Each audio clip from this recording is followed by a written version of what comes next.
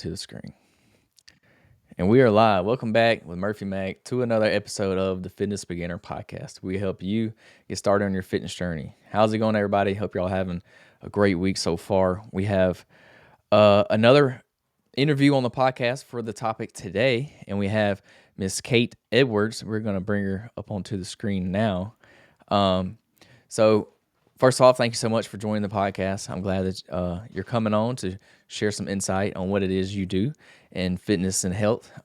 So basically the gist of the podcast is we like to help people get started or help people that is kind of newer to fitness. We typically keep things at a basic level, and then when we have people on like you, we like to dive deeper into certain topics. So we're interested in learning about what you have to share today. So thank you for joining the podcast. And if you would, just go ahead and give the listeners a quick little glimpse about what you do and how you got started.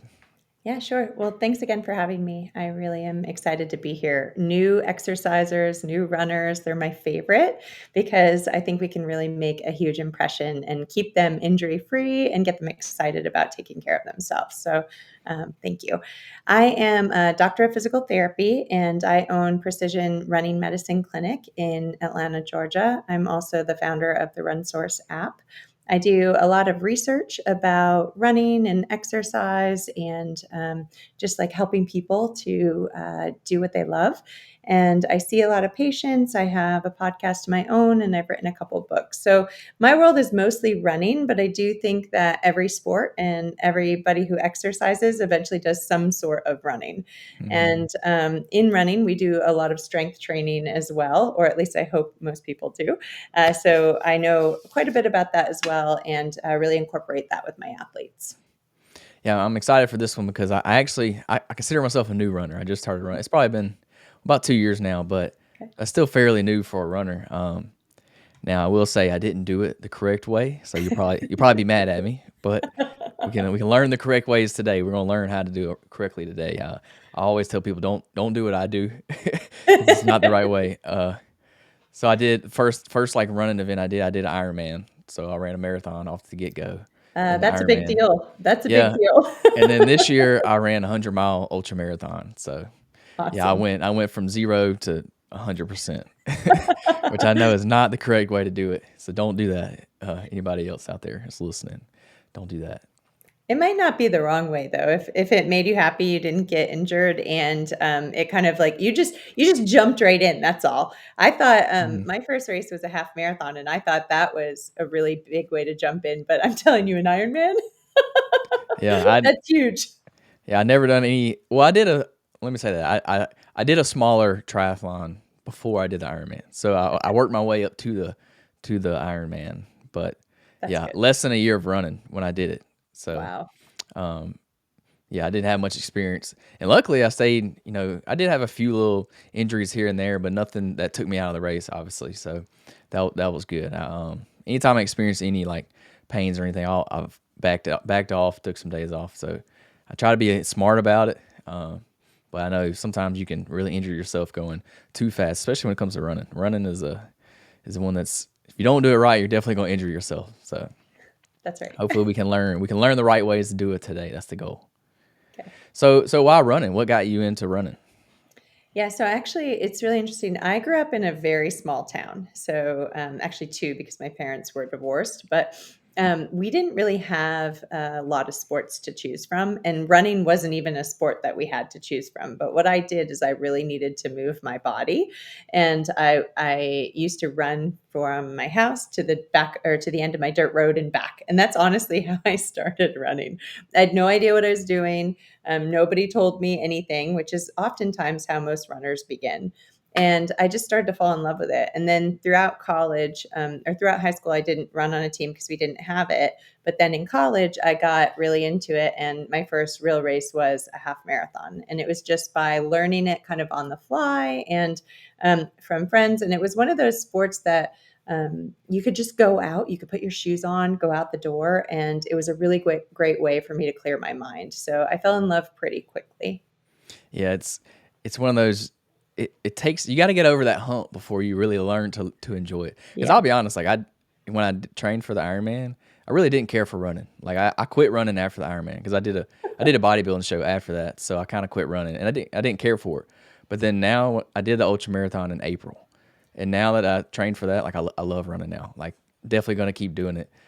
I don't know what was different from the Ironman compared to training for the ultra, but something was different and it clicked when I did the ultra. So I like it now. But you gotta, to me, I feel like you gotta get up there in mileage before you can really like appreciate it. Because you know when people first start, when they're not even doing no 3 miles, they're like, I hate this. Like this sucks. It's not fun. I'm like, wait till you get a good 10 miler in. Wait till you go for 10 miles, and you're like, okay, I see what they're talking about now. You gotta give yourself some time to get up there in my opinion. I know it's a little different for everybody, but yeah, you I really think can't you can't enjoy it until you really get up there and push yourself. Well, I think it depends too what your background is, right? So if you're already in fitness, it's probably different than somebody who is just starting out and they're using running as their first introduction into fitness because I find that yes, every time someone starts, it kind of stinks, right? I remember Mhm. going for the first half mile and being like, "Oh, I'm never going to make it any further." And then every time I would go out, I would set just a little bit further and then I would feel that sense of accomplishment. So I do think that if you can create a way where you have a sense of accomplishment, it makes a difference. And then also, if you've never been involved in fitness before, you can quickly see the changes in your body and how you feel in your body, how your brain feels after exercise, if you are just starting out and never having done anything else. So I do think that, yes, running 10 miles is unbelievable. But then, even for somebody who's running a mile, it might make a really big difference if they've never done anything before. Yeah, absolutely. It's I always get the question like, why would you do something like that? Why would you run so far? I'm like, I can't give you that answer. You just got to do it for yourself. Like you got to go try it, and then you'll know. You'll know the answer then when you do it. It's one of those things like you just got to get in there and do it yourself. Yeah. It's so funny hearing people like that get into running and they go all in because they're always like, man, I never liked running. I hated running. I never saw myself being a runner, and now I'm hooked. So it's one of those things you gotta really give it a shot, give it a chance, to really see if you're gonna like it and enjoy it. But you gotta do it smart because you will injure yourself. That's right. Yeah, absolutely. Slow and steady. So you say you work with a lot of runners. So what is your ideal like clientele that you work with? Are you doing marathoners, ultra runners, new beginners? Who do you work with? Yeah, so because the clinics that I own are running medicine clinic, we work with all sorts of runners. So I actually work with elite athletes on a regular basis. So I'm my company is the providers for the Atlanta Track Club Elite. So we work on those athletes. So I have worked on people who've been to the Olympics or the Olympic trials, but then I also work on a lot of weekend warriors, people who just are running because they just want to exercise and then, people are high performers like CEOs and, people who just use running because they need something to help them mentally get rid of the stress. And then we also treat high school and middle school runners who are just doing it for the first time or people who are just trying to get healthy. So we see everybody at my clinics. I personally tend to see the people that haven't got better with other people. So I see a lot of athletes who have tried physical therapy before and it's never worked, or they've tried to see multiple healthcare providers and it hasn't worked. Sometimes upwards of like 7 or 8 other people before they get to me. So I kind of treat at this point the people who don't know what else to do and they just really want to exercise, they just really want to run, and they want to be in their body, and they don't know how to get there. So you're working more like on the recovery side than necessarily like the training side, the coaching side. Yeah, and so we do, yeah, so I work with injury prevention and people Mhm. coming back from injury. However, a lot of what we do is education. So many people that come to us have, just put on their shoes and gone out the door and don't necessarily know how or what they're doing. So we talk about nutrition, or we send them to a dietitian if they need that. We talk about sleep and stress and how that impacts your exercise and your injury prevention.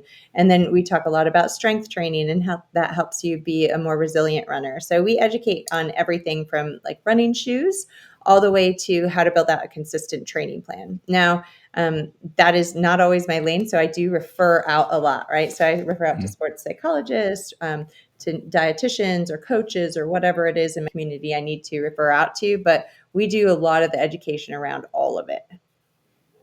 Awesome. So you talked a little bit about strength training. and obviously you work with runners. So what is your opinion on the new hybrid athletes that are out there nowadays? Because I feel like that's kind of the approach that I'm taking now. I kind of have a mix of both. So what is your opinion on that? I think it's great. I mean, I just did a lecture for other healthcare providers who want to treat runners this weekend, or taught a course actually. And some of the research, I was updating all the research and the slides, and the newest research shows that 60% of runners actually also do strength training at this point, which is amazing. And Mhm. I think it's really important because if you only do one thing, then your body gets used to that one thing, and it's not easy to move and cut and do other move in other directions or other ways. And so if you can do more than one thing, I think you're more resilient and more resistant to injury. Now, if you're doing, multiple things at 150%, maybe that's not the case. But in general, I think that it's really beneficial to have more than one sport. When it comes to beginners, what is the main thing? It could be more than one that you see right off the bat that's causing injuries. Yeah, people get so excited once they start to see changes in their body, when they start to really fall in love with it, when they get that runner's high, and so they just want to do more and more and more, and they continue to do more without thinking about maybe that recovery piece or that rest days are important. So it's that pushing themselves past where their body is really ready to go too quickly, and their muscles, their tendons, their ligaments, their bones may not be ready to take on the amount of load and training that they are putting out there. Yeah, it's so hard not to go too far too fast because like Yeah. I this is me in a nutshell. Like I want to do this so bad, and it's so hard for me to like say, okay, I'm gonna stop right here today. Like I'm not gonna keep going because once you get in a run and you get that runner's high, you're like, oh, I can do another mile. I'll knock it out, no problem.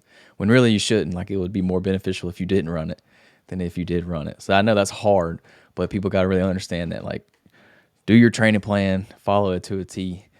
You've probably heard of this rule before, but to keep you from overtraining, I've heard this rule and I really like it. I think it makes sense. I want to get your opinion on it. Is never increase your training load by more than 10% of what you did the previous week. Have you heard that before? Oh yeah, so that's actually kind of how we build out a lot of our training programs. Is it's actually 10 to 15% Mhm. is what the newest research had said up until, okay, so a couple weeks ago, or maybe it was a month ago, a little bit more research came out that said maybe you don't necessarily need to stick to that 10 or 15% because injury often occurs with like one episode of really intense training can create injury, or if you're not consistent enough. So if you're like exercising or running less than 2 days a week, or if you're running more than 7 days a week. However, I still think that that 10 to 15% rule is really, really useful because that's just one or two articles that aren't taking in all of the variables that come together when we think of training. So I just want to point that out because there are several people out there talking about this whole idea. Oh, now I can increase my mileage by 25% or 30%, and I might be okay. I don't really think that is right. I do think that that 10 to 15% is a really safe place to be. And I think we're going to see in the upcoming months and years how we can morph that and change that a little bit differently. But I do think it matters. Your recovery matters, your nutrition matters, your sleep, your and your stress matter more than we really are giving it credit for. Yeah, I think like experienced people or high level athletes like you work with, I think they could get away with doing more. But just to be on the safe side for like most people, probably 95% of people, just to be on the safe side, that 10 to 15%, it's probably a good number to stick to. You might as well take it slower than overdoing it. Especially if you're not like if you don't have like an event coming up. Like if you're running track, obviously you're on a timeline, you have a certain track date, so it's like yeah, you got to increase your mileage by whatever each week. But yeah, if you're just general running, general fitness, general health, there's really no need to like really push the limits unless you really are just trying to for some reason. Yeah, I know. I really like that 10 to 15% rule. I think it's safe. I think it's, and depending on what your injury history is or what your goals are, I still think that you can really gain a lot by following that 10 to 15% rule. hmm So you mentioned a little bit about shoes earlier. Yeah. What do you think about the max cushion shoes? So I know I see a lot like people use them for recovery, but a lot of people nowadays are just running with them, like that's their main running shoe. Do you think that's a good thing? Do you think that's a bad thing? What's your opinion on those? Yeah, I could go really deep with the shoe conversation because I'm a Mhm. super nerd, but I'll try to keep it tight, right? So Mhm. there's several different kinds of shoes, and cushion is just one category. So there's cushion, there's stability, there's neutral, there's carbon or nylon plated, which are more like those super shoes. Mhm. Um, but there isn't a lot of good research on anything. The best research out there says that the running shoe that is the most comfortable is the one that you should wear. And then the other piece about that is what we know is that you should have more than one kind of running shoe. So even if you pick a cushion shoe and you really like a cushion shoe and it feels really, really good, if you have two different types of cushion shoes, because not all cushion shoes are the same, you can pick two different types. It's better to have those two types to rotate than it is to just have one type of cushion shoe. Now, Mhm. cushion shoes, um, they they vary so much because the amount of cushion, where the location of the cushion is, what it's made of. So, I mean, I think if that feels good, great. But it has a little bit of protect, like it can protect smaller runners, so more petite runners from injury a little bit. That's what the research says. But other than that, it doesn't really necessarily protect you from anything. It just feels good. Yeah, I got a pair of the Max Cushion ones Yeah. initially, and it felt like I was running on clouds. I was like, Yeah. "This is amazing." I don't know why I didn't get these a long time ago. I didn't get them till after like my first triathlon. I was like, "Man, I've been missing out."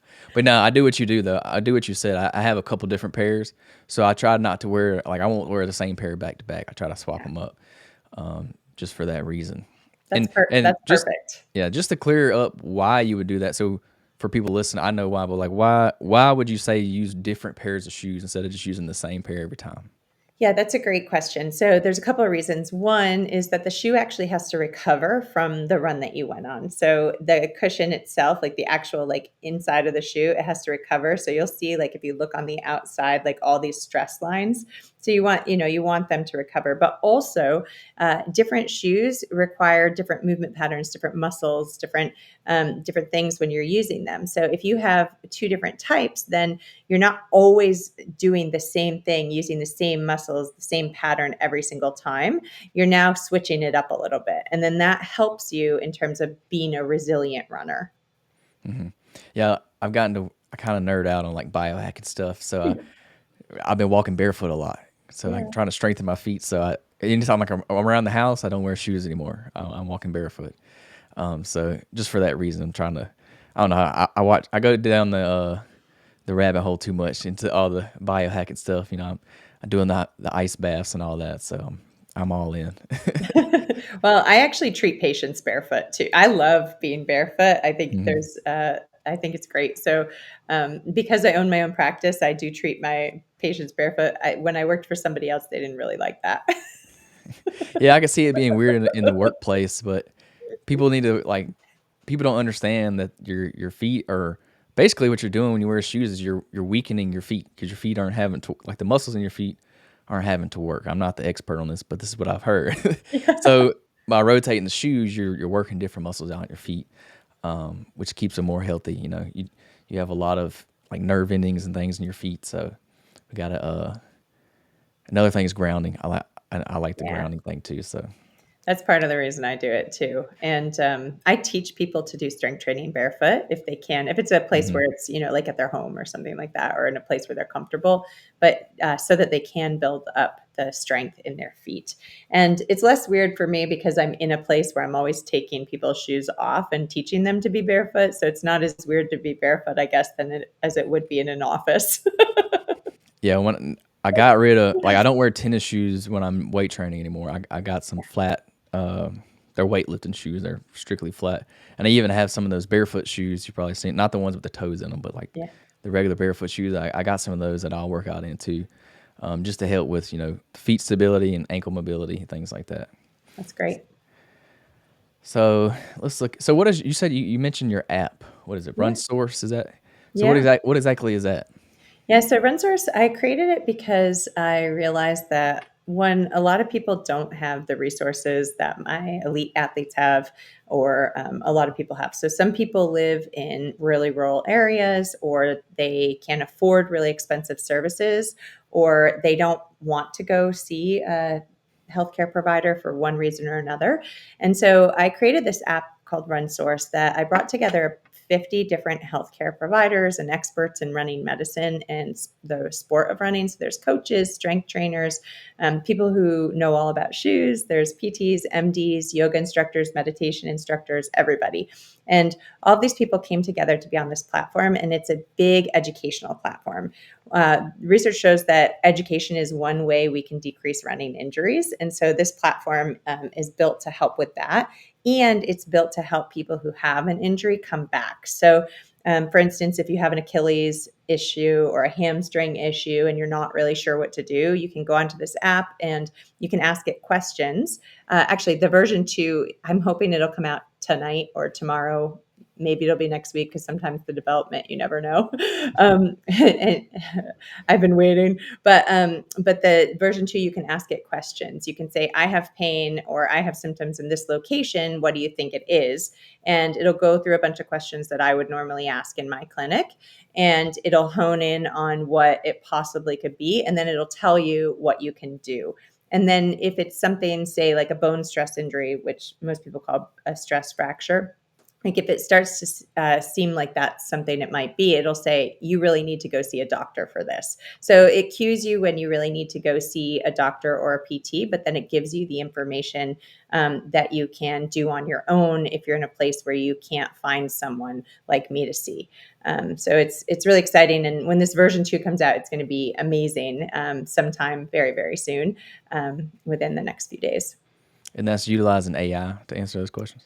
Yeah, but it's not like, so this is the thing. It's not like ChatGPT or Perplexity where you ask questions like that. This is a closed system that I've created, and it only pulls answers from the content that I've created, Mm. or that is created by the experts. So your information that you're getting is only from like clinical patterns that I've written out based on my 15 plus years of experience, or research articles that I have curated over the last 15 years about running medicine, or some of the videos or podcasts that my experts have been on giving information. So it's different than an AI in the way that we think of it. It Mhm. uses AI to search through the information and pull up what you need and direct you to the information that you need. Yeah, it's basically like you in an app. That's what it is. I Yeah, it's yeah, I've it's kind of I've seen scary. I've seen a lot of these, AI things coming up, and they're like you're talking about. They're not pulling from the internet. They're not pulling from Google or whatever. They're pulling from like your research, your studies, or like you said, the people you work with. It's pulling just from you. So it's more not structured, but it's more what's the word? Not specific, narrowed in like on what you do specifically and how you would answer. So it's Yeah, basically like an AI version of you. it is, and it's good because you can build in protections, like, and of course, we don't really understand AI to its nth degree, so, but I can say, like, if this person says this, send them to a doctor, and that's what we do. Or if this person says this, make sure they know that they really need to see somebody. Or mine even might get a little sassy if you ask the same question multiple times. We'll say, hey, you've asked this question several times. Do you think maybe you need to see somebody? So it's really interesting, and it's really fun, and it's I really can't wait to get it out there to help as many people as possible, because only about 25% of runners ever even seek out healthcare providers, because they're afraid that we're going to tell them to stop running, which is Mhm. not usually what I do anyway, unless it's like a bone stress injury or fracture. But yes, I'm excited for this resource to be out there. So if somebody wants to get started running today, Yeah. no running experience at all, what would you tell them to do for getting started out? Yeah, the first thing I'd tell them is to go to a local running shoe specialty shop. So instead of like a big store, because Mhm. those people there are trained in the newest things that are coming out in running shoes, and they can help you find a shoe that is comfortable to you. And if you don't like that shoe, they usually take them back and you get your money back. So it's a really good, like, it's a really good relationship for the consumer. And then the other thing is they usually know all the resources within the running community in your area. So they might also have like a running group that you can get involved in. They might be able to tell you where to go. They may even be able to tell you the healthcare providers that you need to see if you need to see them, or local coaches. So that's, I always say, find your local running shoe store because it's such a great resource for runners. That's the first thing I would do. The second thing I would do is once you have a pair of shoes and a pair of socks that aren't cotton, because you don't want to get a lot of blisters, is I would say find a good running program to start with. Or if you don't really want to go scouring the internet, start with a run walk program if you've never run at all. And you might consider something like 1 minute on, 1 minute off. Or if you don't want to time it, you could pick like on your street, where's the next mailbox? Run to the first mailbox, walk a little bit, run to the next mailbox. And then making sure that when you're done, you're eating something to support the exercise that you just did. So get in the habit of eating a little bit before you run and eating a little bit after you run, because that helps to support your recovery and your ability to pull on some of the resources you need in your metabolic system for running. So that's how I would start, or tell people to start. Yeah, you mentioned the shoe store, so that's kind of what I did. And a lot of those local running stores actually do like they'll scan your feet, Yeah. and that'll help you. Like they'll be able to tell you where your pressure points and stuff are on your feet, and then they can kind of suggest shoes based off of that. I don't know how accurate that really is, but that's what they did for me, and I love the shoes I got, so it worked out for me. So you definitely could try that. You may have more of an opinion on those little I don't even know what you call them, The the scanners. scales. Yeah. I think that they're good for finding like the kind of shoe you need. Like if you need a Mhm. wide shoe or you need a narrow shoe, they can kind of push you in that direction. I don't think all the information on there is really useful, but again, like I think it can direct you into finding a shoe that's comfortable, which ultimately is the most important thing when it comes to a running shoe, is that you're comfortable. Yeah, absolutely. And you also mentioned there may be like a local run group or something you could join. I think that's a great piece of advice because I would much rather prefer running with somebody than running alone. And don't get me wrong, I do like running along too, alone, because you do kind of get that runner's high and you kind of think about all your thoughts that you need to think about, and that's cool too. But when you, especially if you have like a long run, running with somebody makes it so much easier. Like that's such a hack. If you got a long run, run with somebody. Yeah, for sure. I mean, and it's actually like 50% of runners now run with somebody else. It didn't used to be that way. And it's actually some studies that came out this year were looking at like the habits of runners, and it's changed significantly over the last several years. It used to be that people ran more for fitness and they ran more alone, and now they run with people for community connection, for mental health. And that's a really cool thing. I think that's such a great shift in terms of our sport. So speaking of mental health, do you have any, is there any common like mental or emotional barriers that you see in runners? How can people start overcoming these? Yeah, so I think that actually, when it comes to mental health, a sports psychologist that I worked with or still work with often says mental health is a continuum. It's not that you have good mental health or bad mental health, it's just a continuum. And we're somewhere along that continuum at any point.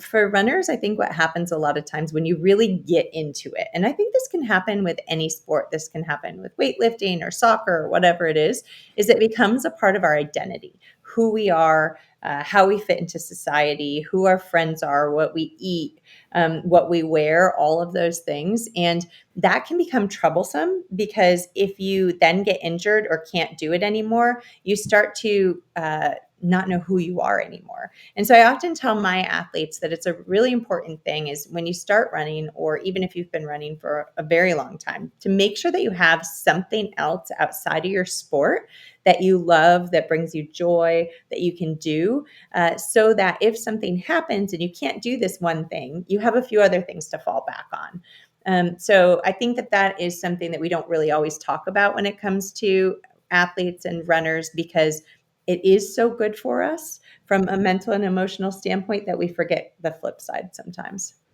Yeah, I like that piece of advice because anytime like I train for a race and you have that build up, you're training for months, and then you have that race, and it's like the next day you're like, you just kind of feel off. You're like, well, what now? What do I do now? Like, you kind of feel different because you're like, now I don't have that thing to train for. Or like when I was training from ultra, I got I guess a little tendonitis on the backside of my knee, like where my hamstring connects.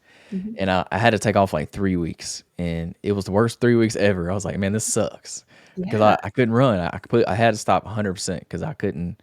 It wouldn't heal. Like I tried running like a week later, and it came right back. So I was like, all right, not gonna run at all. And it wasn't fun. It was like, man, I don't know what to do. Luckily, I was still weight training. I just wasn't doing my legs, so that kind of kept me busy. But I can see what you're talking about. Like if you was just running, you didn't have anything else to lean on, it would be kind of hard, mentally because you're not doing that thing that you love to do. Yeah. So I mean, it could be literally anything. You could cook, you could color, you could take pictures, you could, if you had weightlifting or yoga, you could go do that. But I always make even when I do return to run programs or work with clients, I put a column in my return to run program next to strength, next to how much you can run. Like, what are you doing for your mental health? And you have to tell me and you have to check it off. Awesome. So when it comes to running, you probably have a lot of athletes, especially with high level athletes. They probably experience burnout. So what are some early signs of burnout? Can you detect this beforehand, or is it normally you can detect it after? Yeah. Are you talking about overtraining or are you Yeah, talking? yeah, I guess Yeah. so. Okay. Cause there's two different, I mean, burnout is just you're done. Like mentally, you don't want to do it anymore. And I do think that Mhm. that happens with a lot of high level athletes when they no longer love what they're doing and they can't find joy in what they're doing. And that's really, really hard. And that takes a lot. And that's a lot of work with a sports psychologist. And then asking yourself, like, is this worth it? Is this really what I want to do? But then when we're talking about like overtraining, there are tons of signs and symptoms that occur before it happens that you can kind of be keyed into. Actually, getting a cold, getting sick a lot, that's a sign of overtraining. Feeling burnt out mentally is a sign of overtraining. Being Having GI disruption, so like either feeling like you like having lack of appetite or you're overeating, that's another sign. Things that you can track are like HRV, heart rate variability, or even heart rate drift, just looking at your heart rate in the morning. Those are things that you can track to see if you are overtraining as well. Usually, if your heart rate variability starts to increase or your heart rate starts to increase every day, those are signs. Increased muscle soreness is a sign where it's okay to be sore after a run or a workout, but if you are really, really sore for multiple days, like 4 or 5 days, that's definitely an issue. So there are tons of different things. I would also mention that sometimes overtraining is linked with low energy availability. So not getting enough food in your body to support the exercise that you're doing. And that is something that shows up a lot, especially in athletes that are doing a lot of miles. So speaking of food, do you have a like is there like a standard for how much food you need to be replacing after a workout? Is there any kind of like law that you go by, or it's just kind of based on the independent athlete? Unfortunately, it's very independent, and that's why Mhm. working with a sports dietitian, even if you only meet with them once, can be really, really helpful. But there are basic ideas that you should think about in terms of nutrition when you're running. Like, you definitely need to be eating before you run and after you run. So, you need to refuel. After you're running, you have to make sure that you're getting enough hydration. So you can always look at the color. People don't love this, but look at the color of your pee and make sure it's not like really dark or really too light. And then there's something called performance plates that a lot of sports dietitians talk about that you can look at, and you can do an easy, a moderate, or a hard performance plate based on how much exercise you're doing. And it's really an image that shows you like how much of your plate should be protein, how much should be vegetable, and how much should be carbohydrate. And the carbohydrate intake should increase with the longer that you're running. So I know that protein is all the rage right now, but carbohydrates actually have a protective effect against bone stress injuries. And that is the primary source we use for energy when we're running. Yeah, endurance athletes for sure. Carbs are probably the most important there. Um, I was about to ask you something. I done forgot. Don't went It's blank. okay. That's okay, I had the Bridget. question right there. What we were just talking about. Performance plates, protein, carbohydrates, eating before and after. Oh, that's what I was gonna ask you. Okay. Okay, you said eat before and after. So what do you say to the people that say I like to train fat, like to run fasted, and that, like say you train early in the morning, you like to train fasted. What would you say to those people? Yeah, so it's actually different for men and women. So, fasted exercise is better for men. It's not as good for women. So, I would start there. That would be the first thing I would say. So, for women, I would say no, just don't do it. Mhm, For men, if it's it depends on I. And again, I'm not a sports dietitian, so I'm telling you what my knowledge base, and I would definitely ask for you specifically to go see a sports dietitian.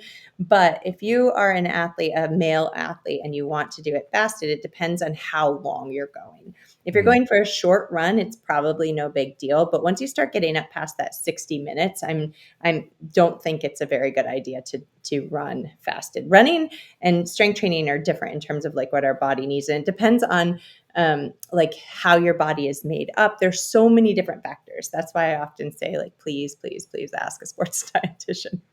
yeah, so I do kind of exactly what you said. So I do during the week when I run, I do run fasted because I run super early in the morning, and I just like to get up and go.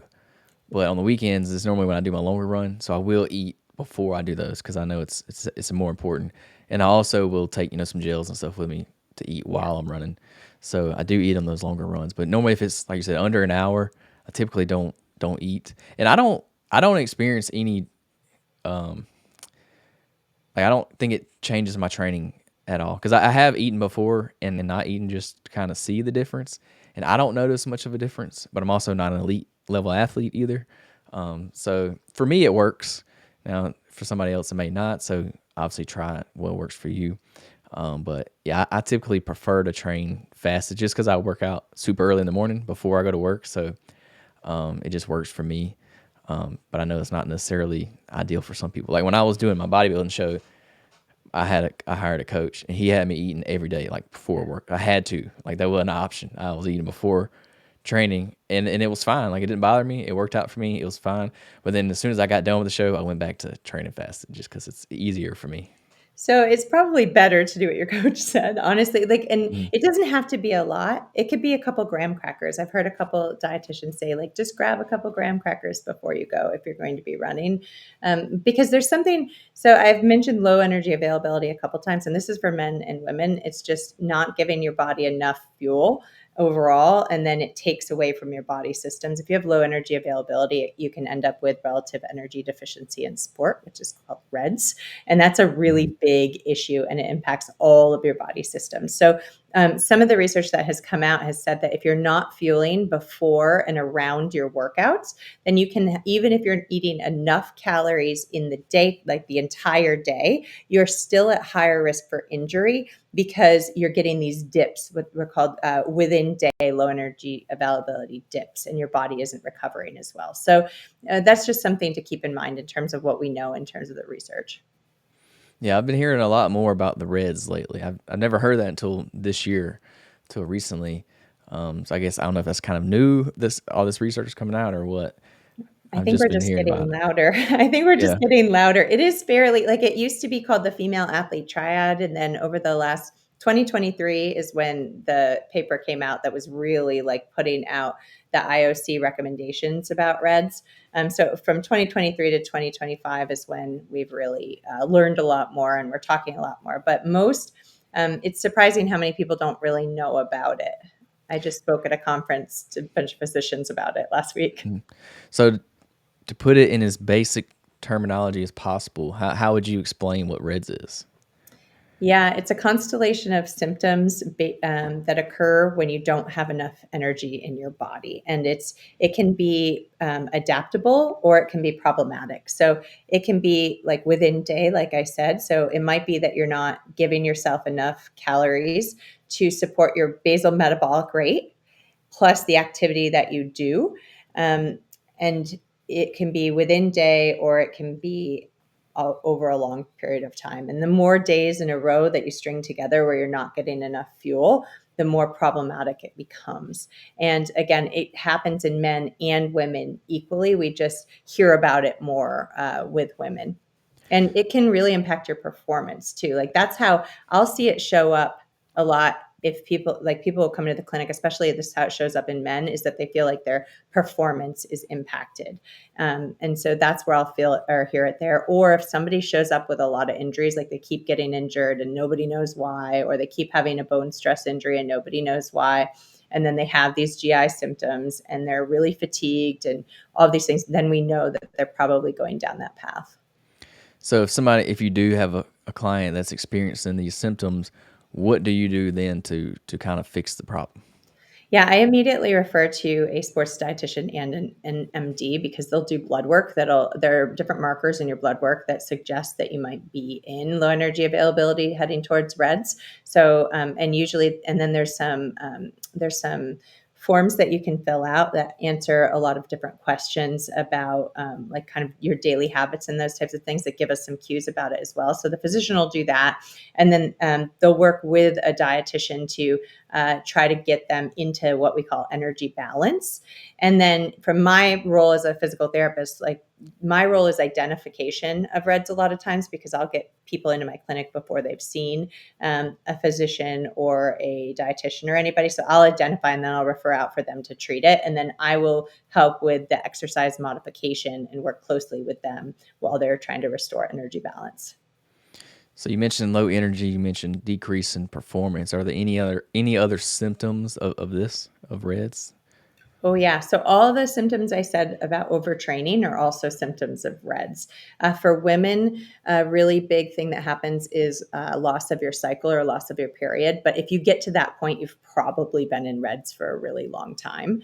And you're probably deep into REDS. So all of those things, that's why it's a tricky diagnosis because some Mhm. people say, well, oh, if you're like a new parent, maybe I'm not sleeping because I'm a new parent, or you might just be really tired because you've changed everything at work. So it can be a diagnosis of exclusion in some cases, but usually there's this chart that shows all the different signs and symptoms around it. And if you have your patient like point to all their signs and symptoms, uh, after a while, it becomes very obvious if they have this or not. And remind me again, what does RED stand for? Relative energy deficiency in sport. Yeah, I couldn't remember. I knew the acronym, but I Oh, don't remember what the words are. that's all right. It's so many acronyms. I actually, even at this conference I went to with a bunch of physicians, I'm always like, wait, what was that one? What was that one? If you don't use them all the time, there's no way to keep up. So, what are some of the main injuries you're seeing in running right now? Yeah. The number one running injury is at the knee. So it could be patellofemoral pain or IT band. So that's either in the front of the knee or on the outside, maybe sometimes traveling up to the hip. So those like 50% of all running injuries there and around. And those are usually due to lack of mobility in the foot and ankle or the pelvis, and then usually some kind of weakness in the pelvic girdle. So that's like glutes, rotators, abdominal wall, adductors, those types of things. And usually you can test somebody's single leg squat. And if you see their knee diving in and their foot collapsing, then that's probably a huge part of why they're getting knee pain. There's plenty of other injuries, like hamstring injury is a big one, especially any kind of like tendinopathy. So, hamstring or a posterior tibialis or outside of the leg, like peroneal tendon. So, there's a lot of tendon issues because running injuries are overuse as well. So, what do you recommend for recovery that people can do themselves before having to come to physical therapy? Yeah. So there are a couple things. It's modify your training program. So you don't necessarily, depending on the type of injury, you don't necessarily want to stop, right?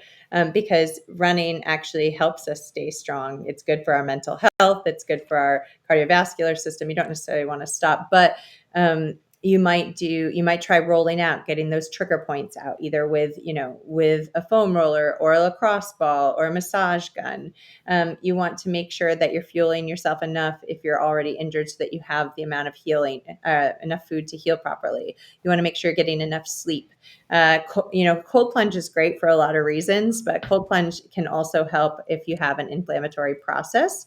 So those are all really good things that you can do. However, I would say, like the RunSource app has a lot of things you can do. I would say Mhm. go to that if you have a running injury, because it'll give you information about training modification. It'll give you information about maybe what the reason why it happened, and then it'll give you a plan. Um, I do hope that people would go to see somebody if they've had something that's lasting more than 7 days. That's kind of our indicator. If something's been around for longer than 7 days, you probably should see somebody, or you should probably get some help. So I should have went and saw somebody when I hurt my leg. Well, I Is what was you're thinking saying? that because you probably didn't need to stop. I was going to let it go, but since you mentioned it, you probably didn't need to stop running all that amount of time. And it was probably something, and oftentimes in like a hamstring injury, for instance, a lot of times you need to do eccentric strength to help that. And that's what'll help make you feel better. So our initial thought is, "Ooh, we need to rest it." And Mhm. yes, a lot of times rest is a huge part of the whole piece of getting better. But certain injuries, like a tendon injury, like a hamstring injury, you probably need to stress the tendon in a certain way so that it can get better and stay stronger. So, like with eccentric strength training or blood flow restriction training, um, and there's many different ways that you would do that. Well, that's good to know because well, I gave it a week. Like I stopped for like a week and it started feeling better, and then I ran and it kind of like hurt again and started feeling worse. I was like, okay, well, I got a race in a few months. Like I can't afford for this knee to stay injured. So I was like, all right, I'm just gonna stop, and it worked. Like it went away completely, and I didn't have another problem with it.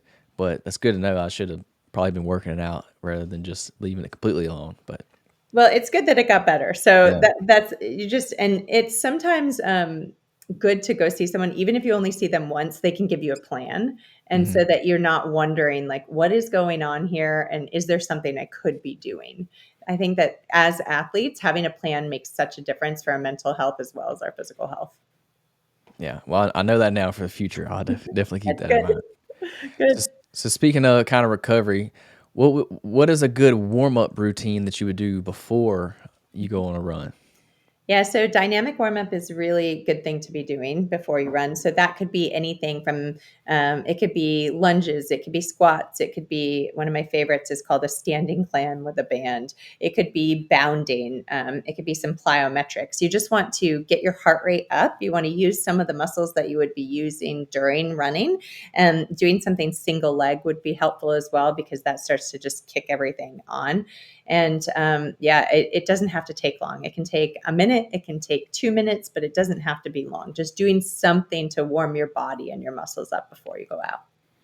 So no specific things. You just as long as you're doing something, it should be beneficial. Yeah, and I mean, it depends. If somebody had an injury or they're worried about something, I give them specific dynamic Mhm. warm-ups. But if you don't have anything and you're just a new runner and you want to know what to do, I would say just move, like walk on your toes, walk on your heels, do some squats, do some lunges, work on those types of things.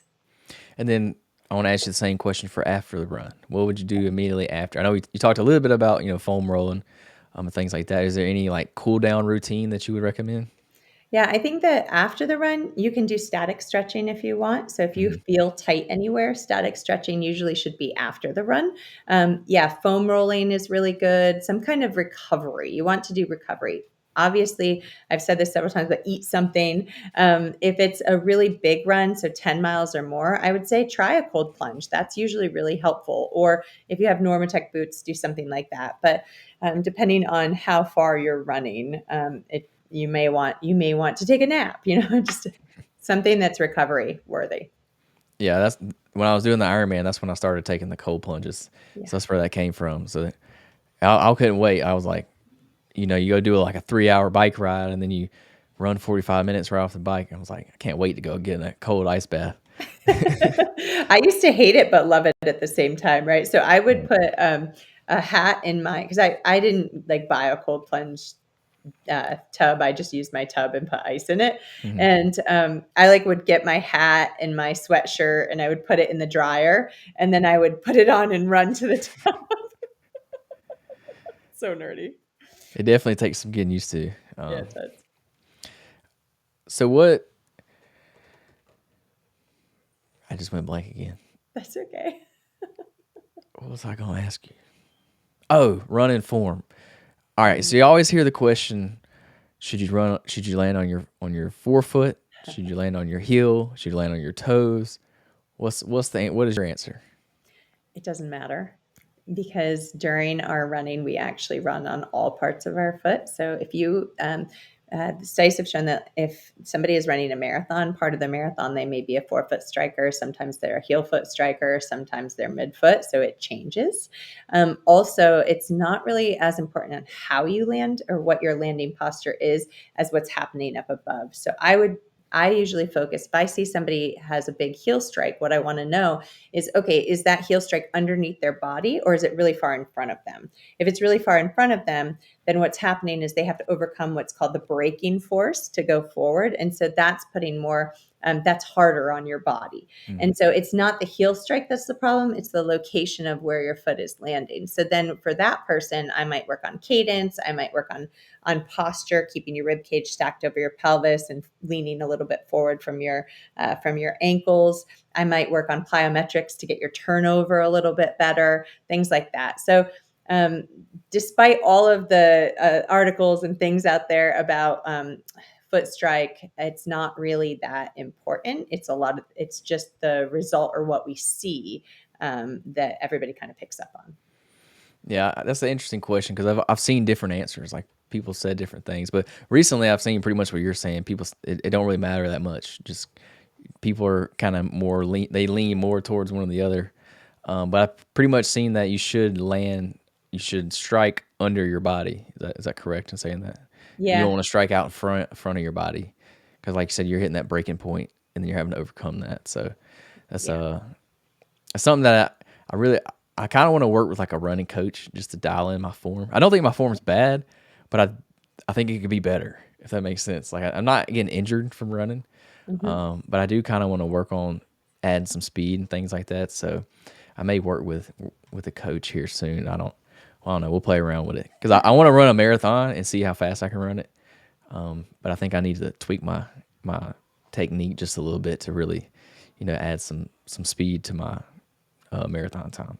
Well, in running, I mean, only like 75% of people don't work with a running coach. So only about 25% of people do. And I do recommend it if you're trying to hit some new goal for sure, Hmm. because they can tell you little things that you don't necessarily realize about yourself. And even if it's just tweaking your running plan or your running form or whatever it is, we do gait analysis and gait retraining at our clinic. So we do a lot of like form analysis and we help people improve their form all the time. You don't necessarily need to improve your form to get faster, but it does. I mean, they do go hand in hand a little bit. Hmm. Um, I would say add a lot more plyometrics and think about like, because if you think about it, it's like a spring. So when you run, you have to accept the force and then you have to release the force. Hmm. And if your body isn't built to accept that force and release it like a spring, then breakdown happens up the chain and then you lose a lot of speed and you lose your body kind of your form isn't that great. So plyometrics, if you haven't been doing that, that could be useful for your running form. Yeah, I definitely need to add in some more, like I said, specific running workouts. Because right now, I typically do like bodybuilding style training. I definitely could add in some more running specific training. And whenever I do sign up for a marathon, I will add in some stuff like that.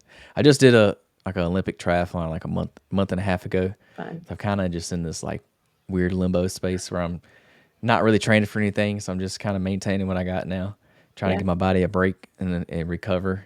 So that's kind of what I'm doing now. But I can't decide what I'm going to do next, like what the next goal is.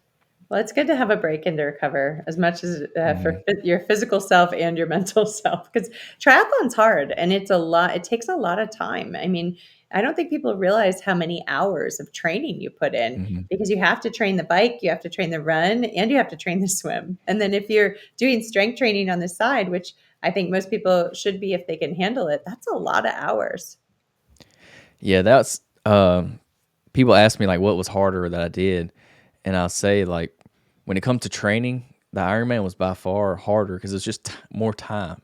Yeah. Like, but the ultra marathon, like the training for it in my opinion, was pretty easy. Like, because all I had to do was run.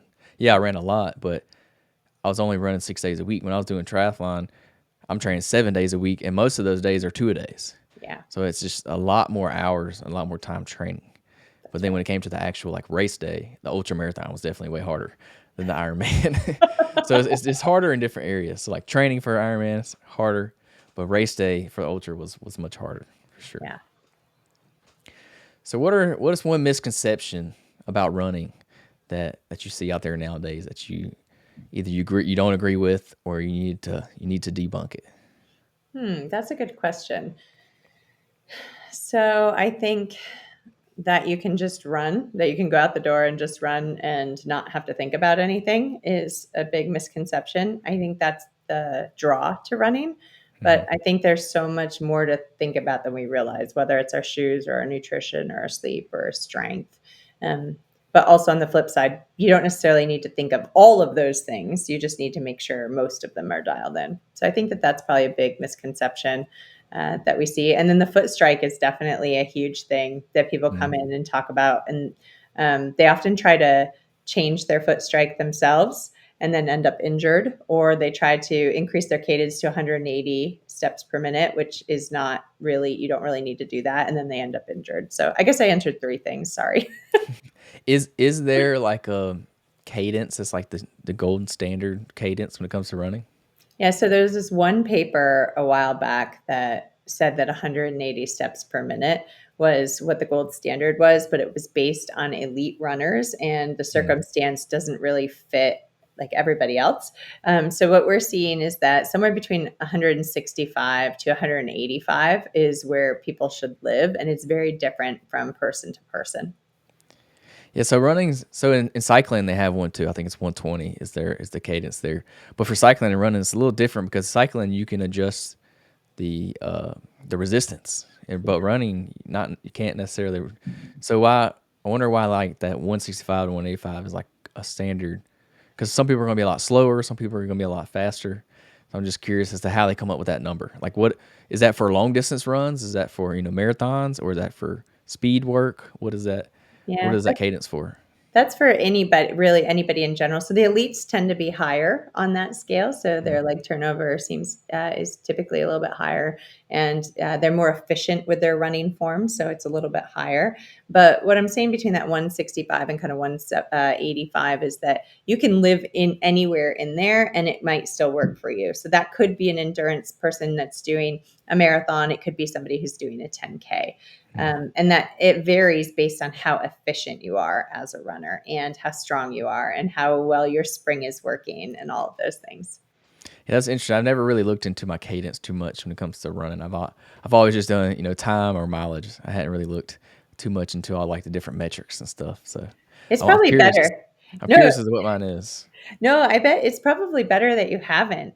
I think that what happens is that runners oftentimes get so stuck on one metric or two Mhm. metrics, and then they go down this rabbit hole, and then it causes so much stress, and then it probably may not have been really that important for them in the first place. And so, just going out to run sometimes is the healthiest way to do it. So, if you haven't looked, don't bother. The reason the reason I talk about cadence is because in rehab and in gait retraining, we use it for certain injuries to help offload certain areas of the body so that people can continue to run in a safe way. And we just measure that to help us manage gait. Yeah, I thought I was gonna be like I was gonna nerd out on all the different metrics and stuff. So I know I got the nice Apple Watch, and I do record all my workouts. Um, but I found that I never go back and look at the stats. Like I look at my time, obviously, and my mileage because that's what I'm tracking for my run. But like I never go back and look at all the like all the little nitty gritty stuff that you can see. Like, and I don't use Strava. Like I try to do the Strava thing. I don't ever do. I just track it on my Apple Watch and that's it. But I know some people like to look into all that, so I hadn't got in too much into it. I'm sure if I train for a marathon when it's cadence stuff is actually important, then I probably will look into it more then. But for now, it don't really. I don't really care for it too much. Well, and it is interesting because I find that like marathon runners and road runners care more than people who do a lot of trails. So there are different Mhm. personalities for each type of runner. Yeah.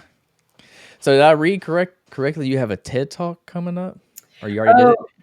I haven't done it yet, actually. So, I have a TED Talk called "How to Have an Identity Crisis," and it talks about, it basically tells my story of almost dying when I was running. So I was training for an Ironman, a half Ironman, and I almost died. I went into ventricular tachycardia, and then throughout that process, we found out that I had a rare genetic heart disease, and exercise makes it worse. So it's pretty devastating. And I still Mm. exercise now, but it's very modified.